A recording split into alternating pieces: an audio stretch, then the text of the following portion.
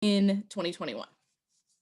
So I'm not sure how much you guys have seen in terms of the news or what you've seen on like Twitter. I already know that there's stuff going around TikTok.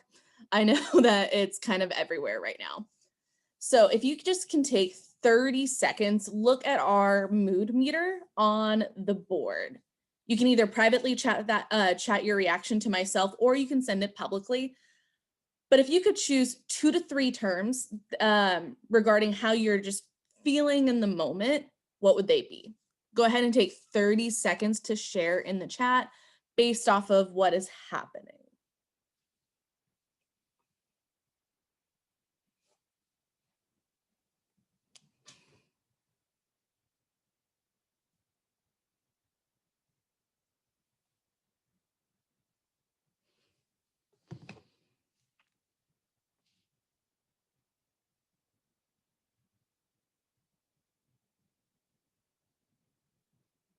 Thank you, Shakeem. Thank you, Sierra.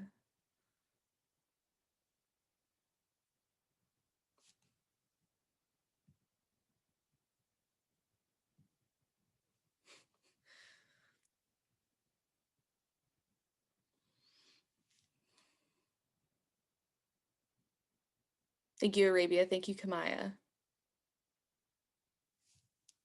20 more seconds if you can just share your initial thoughts if you're able.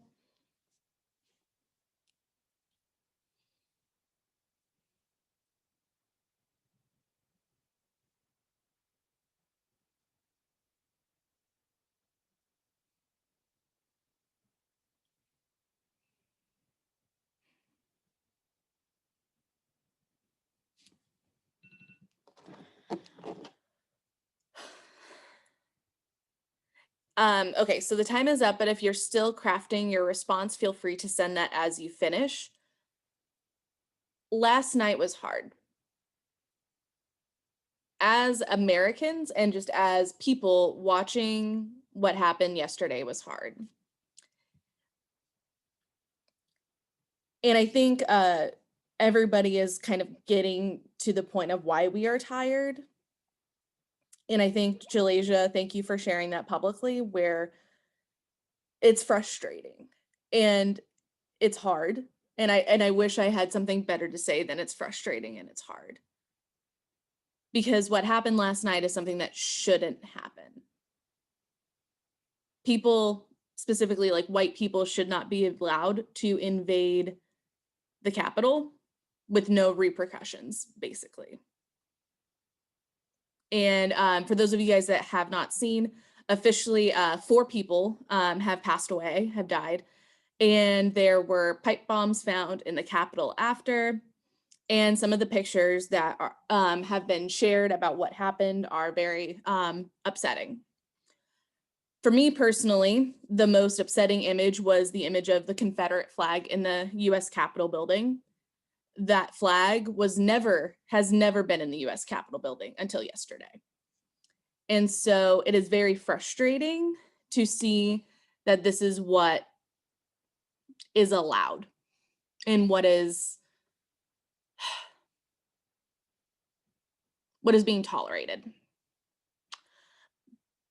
And not to cut this short, but I do want to just like provide an update. Late last night, they did confirm the votes for President-elect Biden and Harris.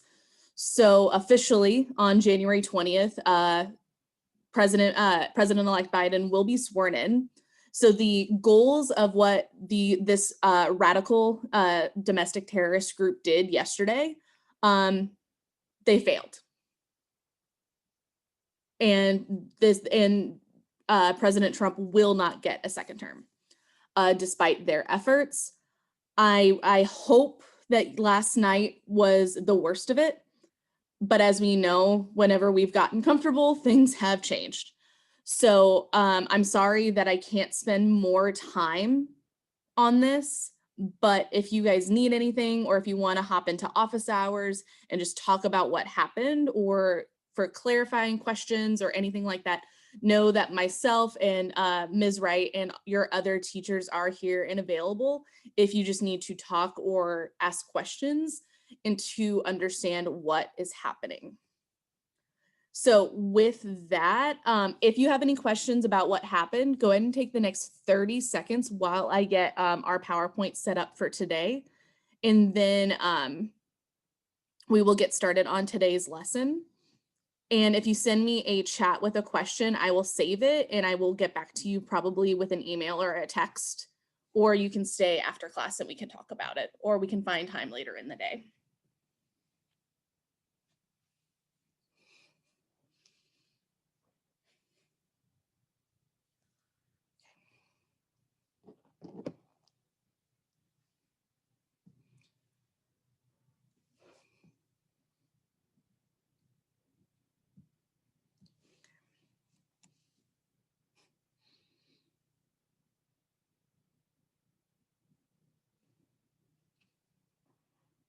So if you have any questions about what happened yesterday, when it comes to either the actual election and the casting of the votes, or just the what we saw, like the violence that did happen, please reach out to me if you have any questions or concerns. You can send them via the chat or you can email me. But we are going to go ahead and get started on today's lesson. I think this is a good lesson to talk about today. So it's going to be a lecture on the Progressive Era, and we are going to look at people who used their First Amendment rights to improve the country rather than try to destroy it. So I'll go ahead and give you guys 30 seconds, and if you can just chat a 100 in the chat when you are ready with your lecture notes. Thank you, Arabia. Thank you, Leah. Thank you, Sierra. Thank you, Jalasia. Thank you, Eddie.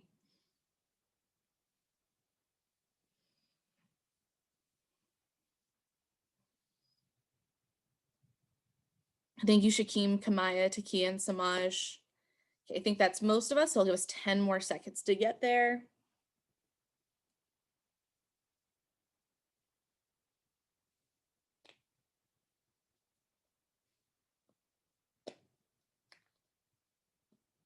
Thank you, Sakina. Okay, I think that's most of us, so we're going to go ahead and get started. As always, photos or submission of the digital notes is going to be expected at the end of class, and we will go ahead and get started. First, I need my script.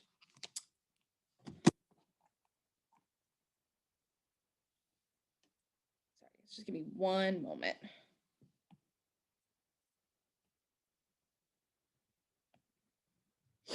Okay, so we're going to be starting with who these progressives are and looking at this idea of the social gospel.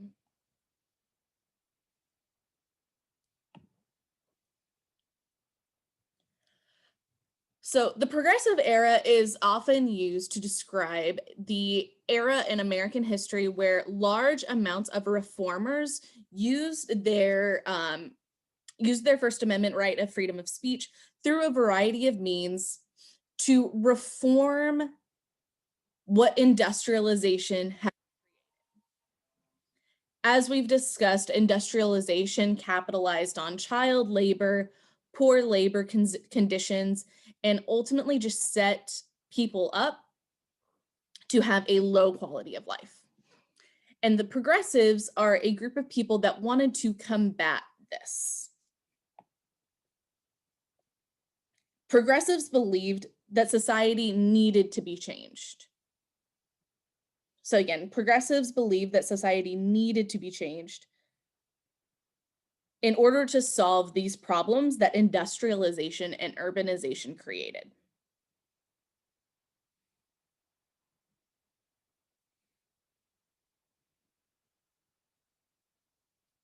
Lots of different people identified as progressives, whether it be church leaders, African Americans, union leaders, or feminists.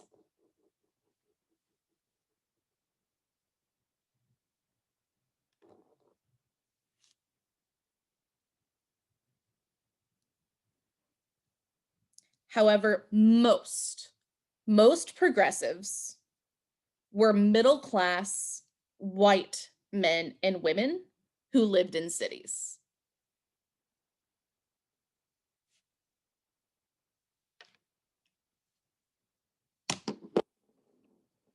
So again, most progressives are middle-class white men and women who are living in cities.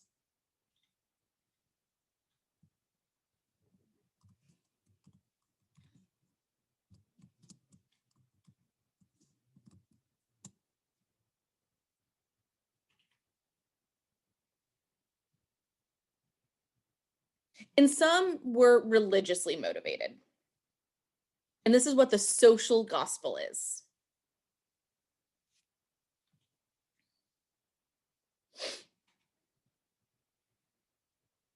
The social gospel sought to apply Christian ethics to social problems. So again, they wanted to use Christian ethics to solve Christian ethics to solve social problems.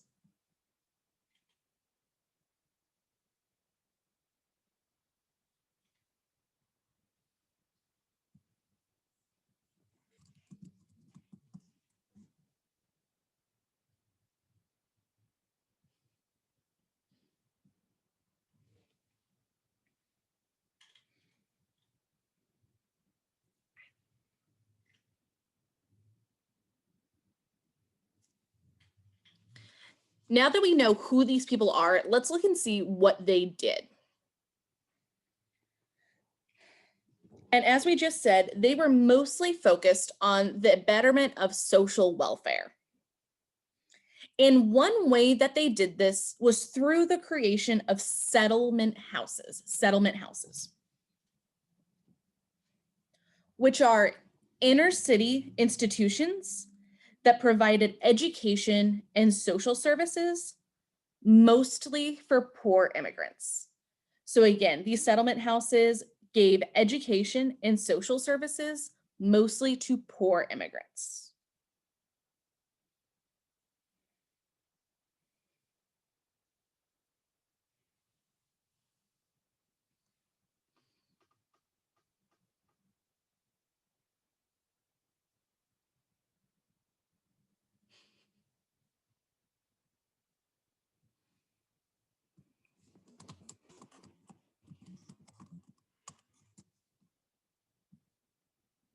And this is the birth of what we know today as social work.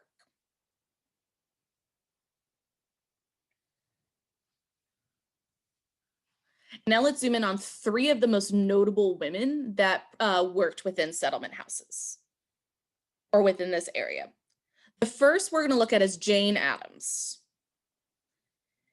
Jane Addams founded the Hull House. Hull is spelled Hull. She founded the Hull House in 1889. And she worked to support immigrants in Chicago.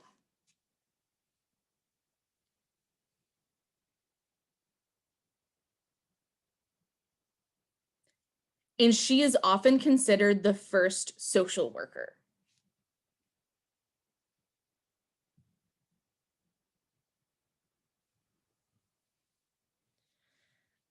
Again, Hull House was founded in 1889. Thank you, Heaven, for helping out in the chat.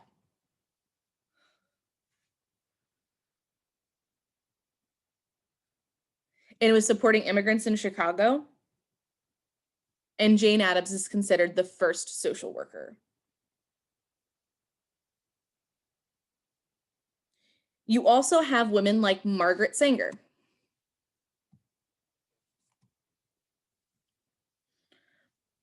Margaret Sanger fought for birth control in New York City.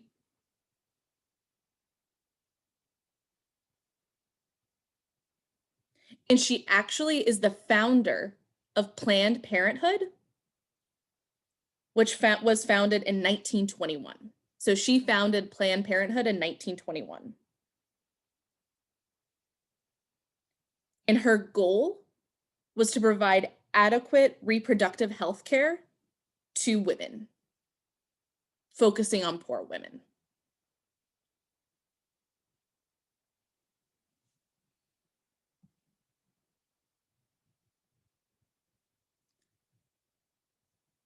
Yes, she focused on birth control.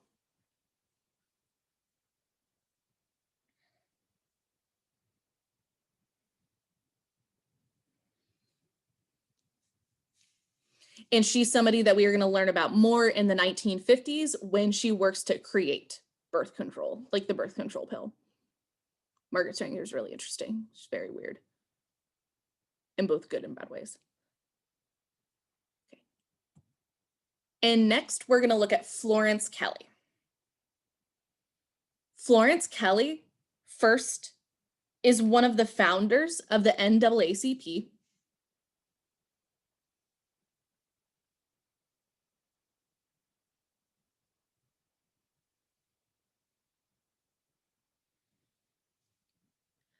But she mostly focused on labor reform. She worked to end child labor, set a minimum wage, and establish the 8-hour workday.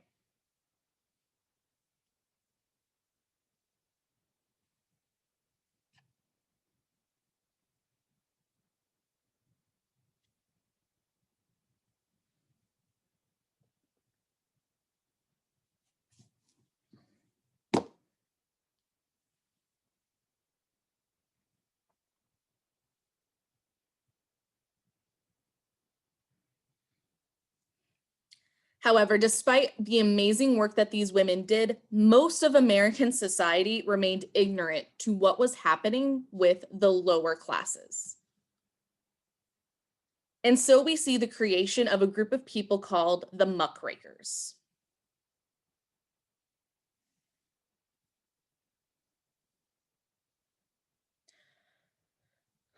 Muckrakers focused their time on highlighting these major societal issues and making them visible to the general American public.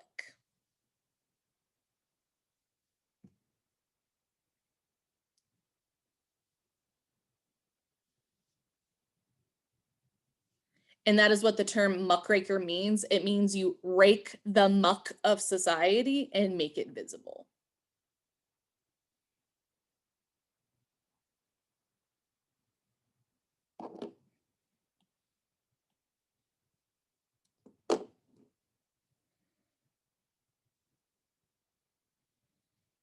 And these muckrakers used a variety of methods to make Americans aware about what is going on.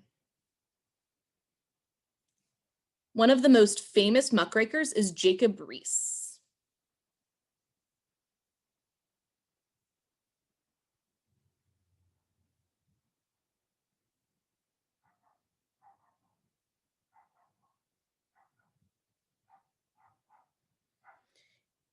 Jacob Riis was a photographer and a journalist.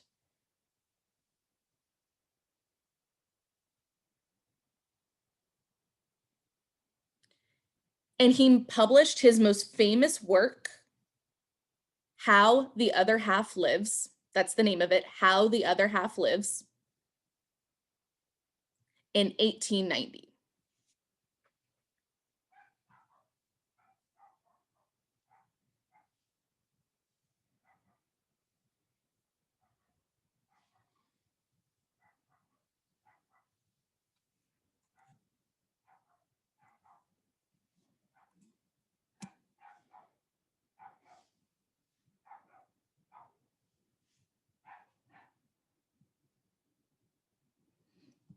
So again, Jacob Riis's most famous work is called How the Other Half Lives, which he published in 1890. And on the screen, you'll see one of the most famous photos from that book. And the goal of How the Other Half Lives was to use photographic evidence of the poor conditions that the poorest classes in cities were living in.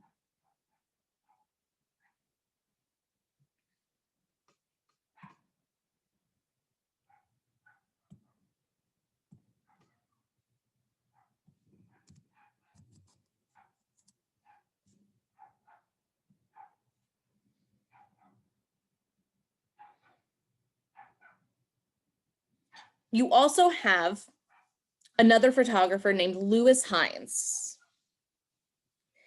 and he worked for the National Child Labor Committee.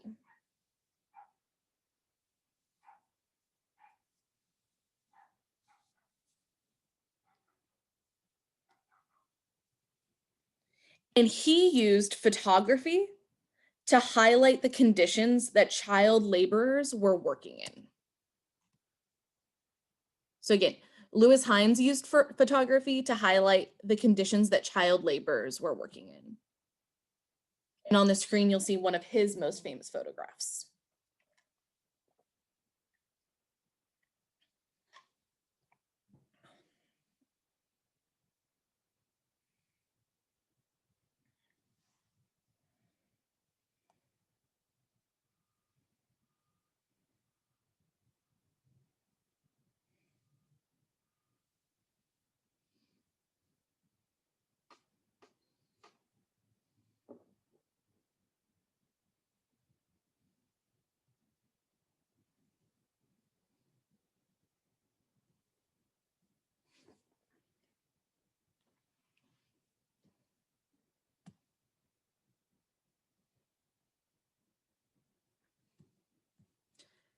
Now let's look at the other tool that muckrakers used, which is journalism.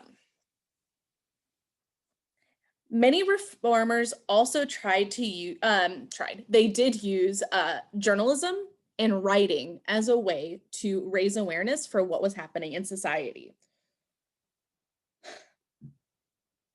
Ida B. Wells was a journalist who wrote specifically about the conditions facing Black Americans in the South. So again, Ida B. Wells focused her writing on the conditions of Black Americans in the South.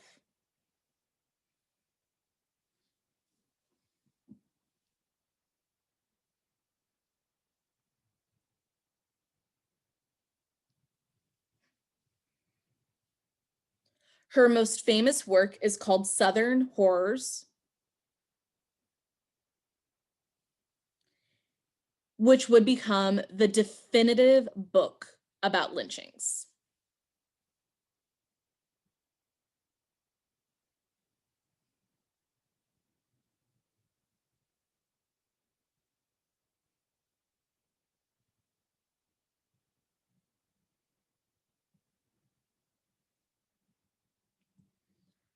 Again, Ida B. Wells' most famous book is Southern Horrors, like a horror movie. So Southern Horrors, which becomes the definitive work on lynchings in the South.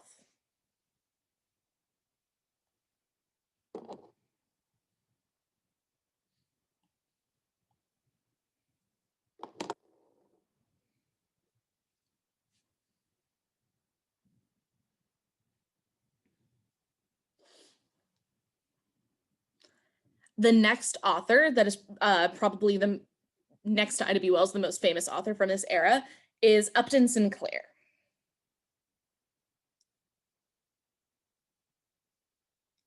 Upton Sinclair's most famous book is called The Jungle, which was written in 1906, which specifically focused on the awful conditions of the meat packing industry.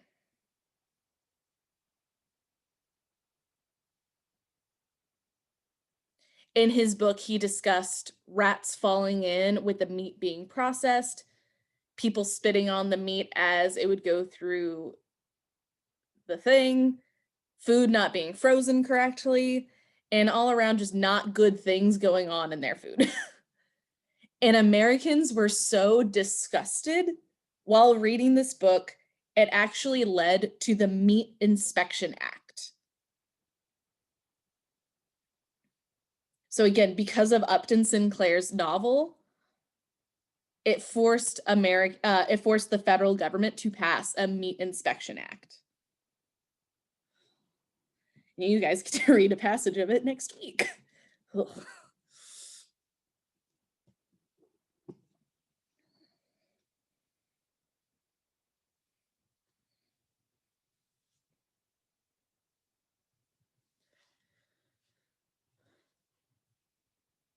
And finally, we have Ida Tarbell.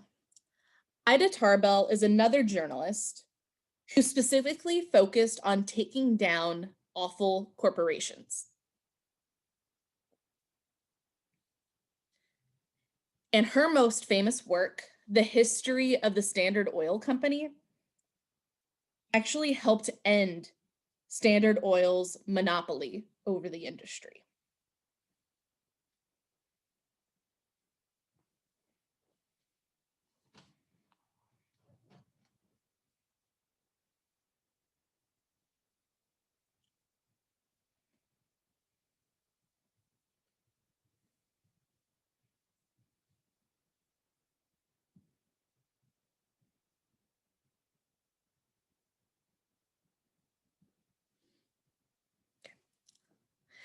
Now that we've seen what regular people are doing during the Progressive Era, we're going to refocus and look and see what are the presidents doing during this era. This is known as the era of the progressive presidents.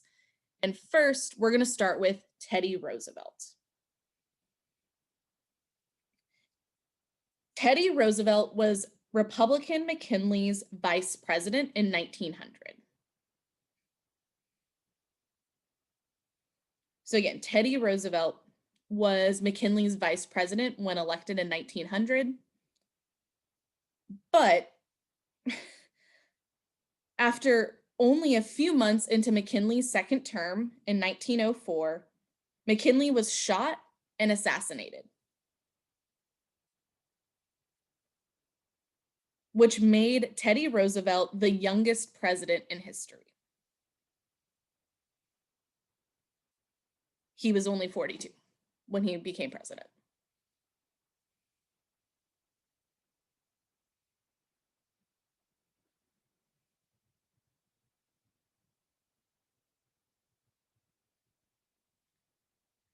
Roosevelt was an activist, and he took several different approaches to pushing through progressive legislation during his presidency. One of his most famous during his first term is called the Square Deal.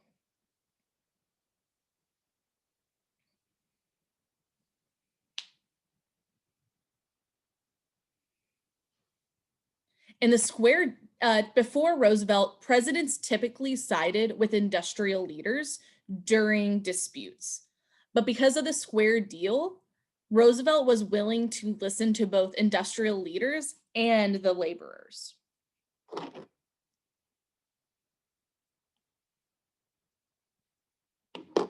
which gave a lot of legitimacy to unions.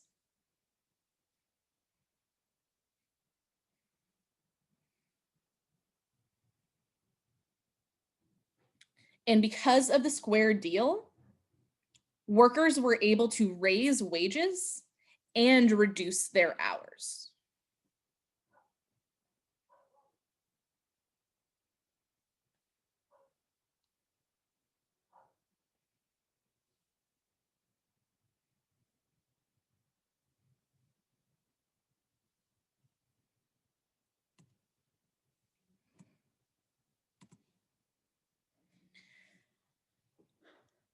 Because of Roosevelt's support for the working class, he was able to secure a clear victory in 1904.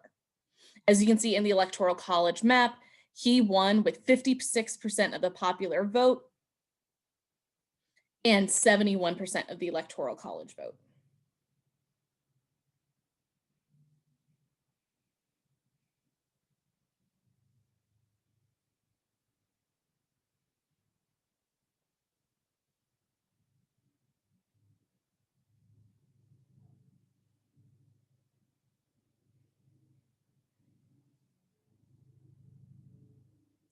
As Roosevelt transitioned into his second term, he continued with his progressive legislation.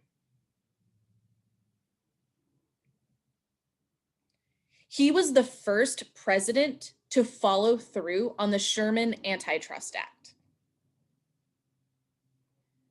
The Sherman Antitrust Act was designed to limit trusts, and monopolies. And again, he is the first president to actually follow through.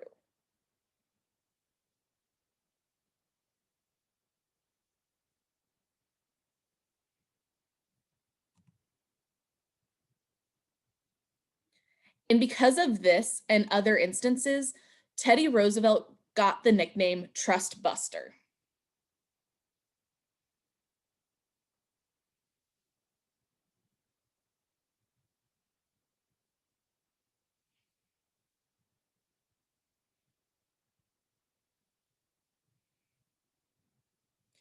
Roosevelt made sure he broke up the bad trusts, which harmed the public and stopped competition.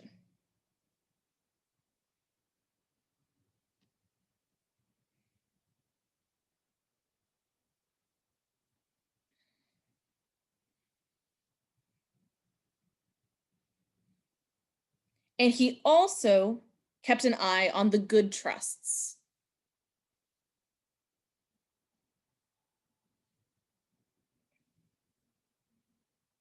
And made sure that they didn't get out of control.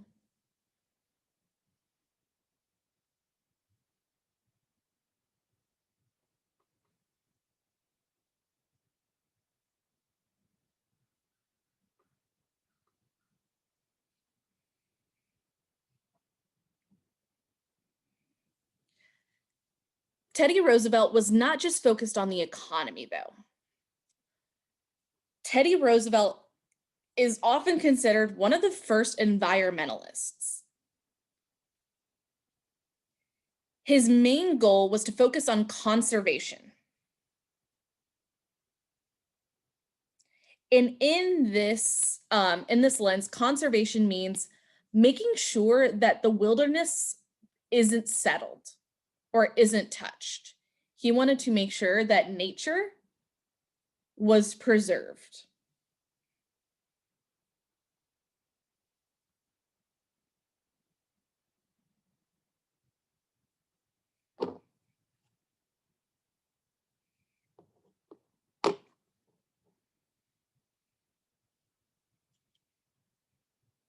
Roosevelt created the U.S. Forest Service in 1905.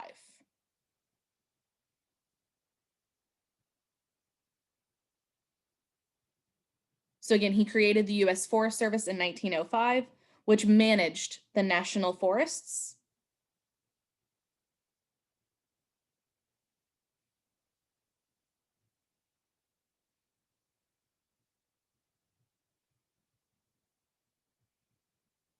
And in 1906, he passed the Antiquities Act.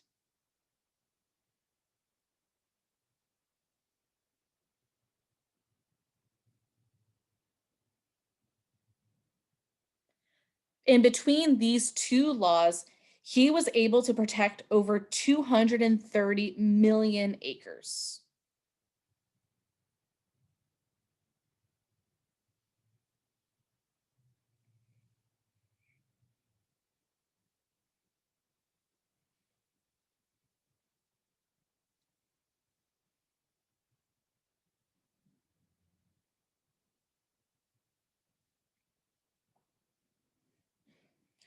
Despite all of the great work that Teddy Roosevelt did in his 2 terms, he did honor the 2-term tradition, and he chose to not run for re-election and instead endorsed his protege, Howard Taft. Taft was Theodore Roosevelt's vice president, and because of Theodore Roosevelt's endorsement, William Howard Taft was able to win the election of 1908.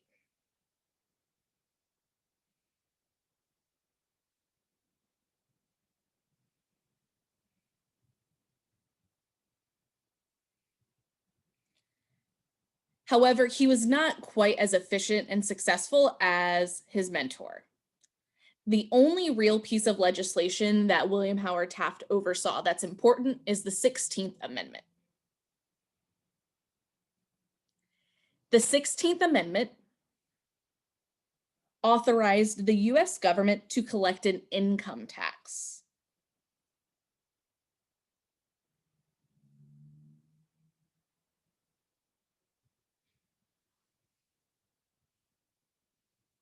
And this was well supported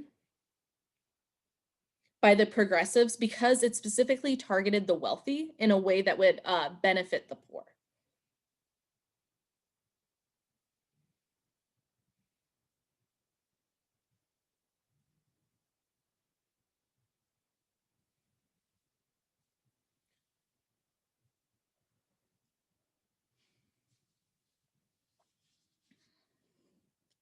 However, as I said, William Howard Taft was not as efficient as Theodore Roosevelt.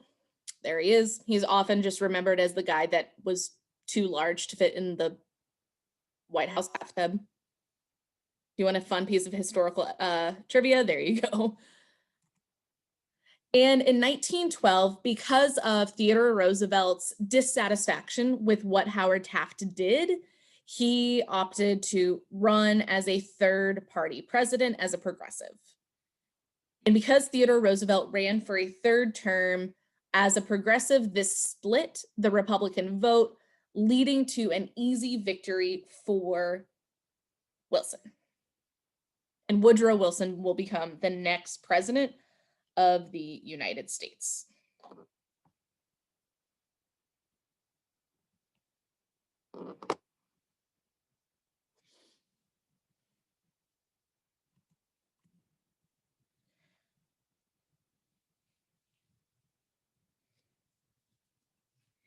Woodrow Wilson claimed to be a progressive. I don't really think he is, but that's my opinion. He's the 28th president of the United States, and he was president from 1913 to 1921. And he only focused his reform at first on economics.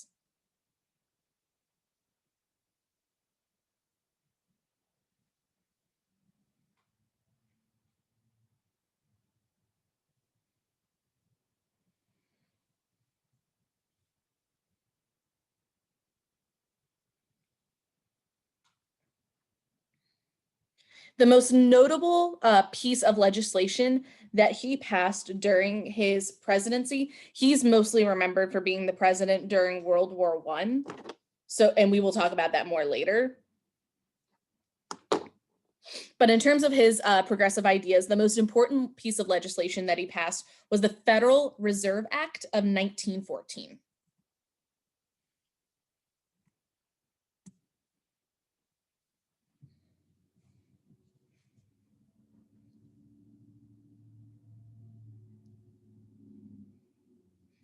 The Federal Reserve Act of 1914 regulated banks.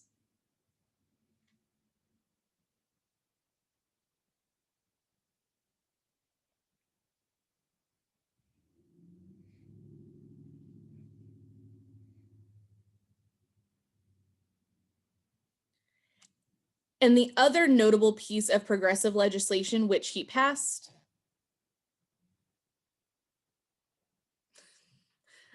actually, Jalasia, you're entirely correct. So that's the other thing that he is known for is through, I lost it.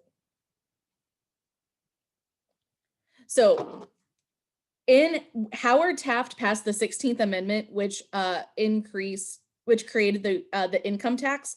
Woodrow Wilson is the one that makes it the gradual income tax, where every American gets it taken out of his bill, out of their paychecks. So yeah, it's all Wilson's fault. Lots of things are his fault. Okay, the next thing, sorry, the other thing that he's notable for is the Federal Trade Commission, the FTC, which gave the federal government power to investigate and take action against unfair trade.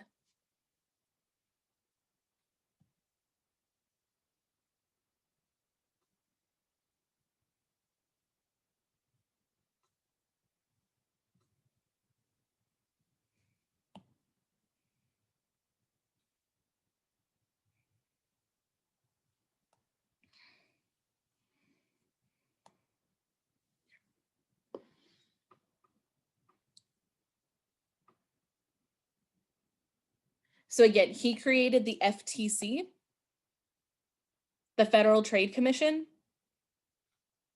which allowed investigation and taking action against unfair trade.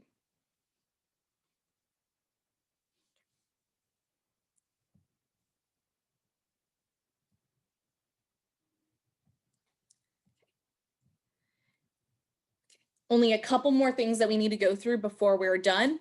So quickly, another important thing about the Progressive Era and during Wilson's presidency, Wilson got a lot of amendments added to the Constitution. So we're going to look at the 3 that he was able to pass during his presidency. The first is the 17th Amendment. The 17th Amendment requires that all US senators be elected by a popular vote. So again, 17th Amendment, all US senators are elected by popular vote. Before this, senators were selected by state politicians.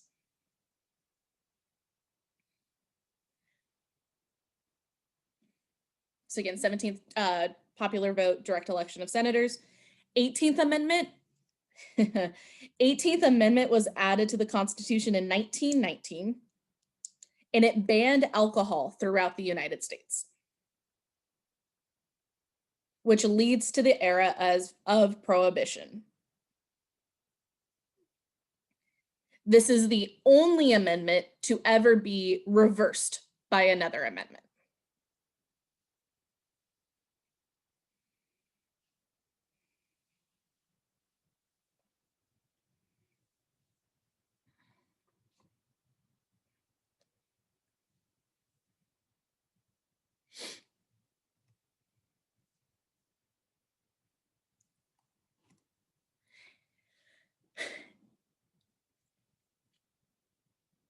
And finally, we have the 19th Amendment, which was ratified in 1920, which gave women the right to vote. So again, the 17th Amendment is election of US senators by popular vote. 18th Amendment is the banning of alcohol in 1919. And finally, the 19th Amendment ratified in 1920, which gives women the right to vote.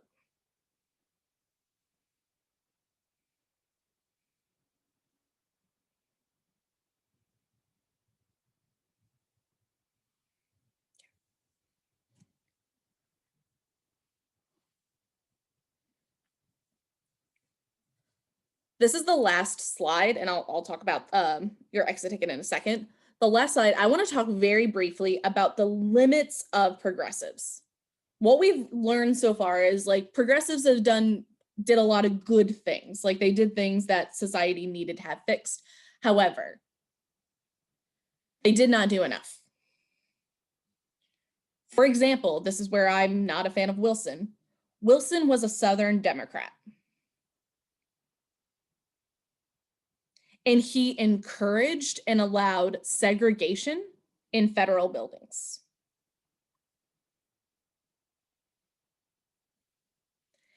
He also refused to make any legislation or condemn the lynchings of African Americans in the South.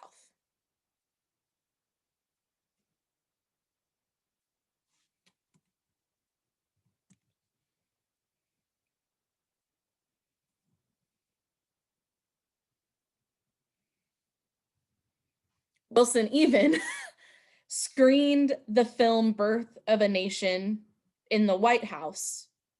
And in the film Birth of a Nation, if you do not know, the KKK are depicted as heroes. Lincoln is depicted as the villain. And it's very, very unsettling to watch. I've done a lot of reading on Birth of a Nation because, as you guys know, I'm a movie person, and it's just very like, it's not okay. So Wilson is a problem. The other, in terms of race, the other issue is the 19th Amendment. Many argue that Wilson was not actually in favor of the 19th Amendment, but because women forced him to take a stand, he was forced to sign it. So because these suffragists were starving themselves, protesting outside the White House, tying themselves to the White House gates, it forced Woodrow Wilson to actually ratify the 19th Amendment. And so while the Progressive Era does lead to a lot of positive change in the United States, ultimately it is founded and run mostly by middle-class white men and women, and so it served mostly lower-class white men and women. So good things happened during the Progressive Era, but there are absolutely limits to the Progressive Era.